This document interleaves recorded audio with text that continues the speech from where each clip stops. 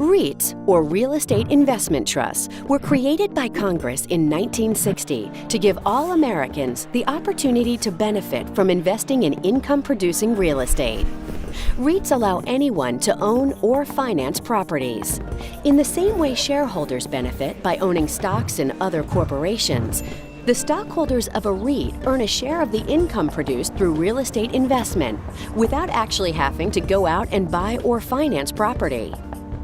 This video provides some insight into what REITs are and how they work. The REIT industry has a diverse profile which offers many benefits. REITs often are classified in one of two categories: equity REITs or mortgage REITs. Equity REITs own a wide range of property types, including offices, shopping centers, hotels, apartments, and much more. Equity REITs derive most of their revenue from rent on those properties. Mortgage REITs may finance both residential and commercial properties. Mortgage REITs get most of their revenue from interest earned on their investments in mortgages or mortgage-backed securities.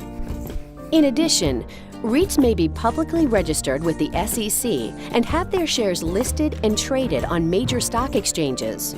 Or they may be publicly registered with the SEC but not have their shares listed or traded on major stock exchanges. Or they may be private companies, not registered with the SEC and not listed or traded on a stock exchange. Regardless of the type, REITs operate under a specific set of rules established by Congress. A REIT is an entity that is modeled after mutual funds, is treated by the Internal Revenue Code as a corporation, must be widely held by shareholders, must primarily own or finance real estate, and must own its real estate with a long-term investment horizon. The IRS implements the REIT rules and oversees what qualifies as a REIT. The Internal Revenue Code requires a REIT to adhere to the following essential rules. At least 75% of the corporation's income must be earned from real estate as rent, real estate interest, or from the sales of real estate assets. At least 75% of the corporation's assets must be real estate assets. At least 95% of income must be passive. REITs are required to distribute at least 90% of taxable income annually to shareholders as taxable dividends. In other words, a REIT cannot retain its earnings.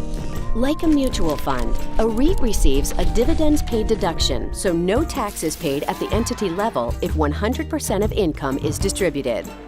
REIT shareholders pay taxes on dividends at ordinary rates versus the lower qualified rate.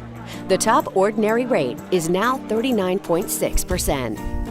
Over time, REITs and the rules and regulations that govern them have evolved to meet the changing needs of the real estate industry and the broader economy.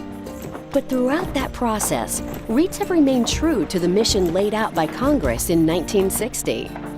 To make the benefits of income-producing real estate accessible to anyone and everyone. And that's still how they work today.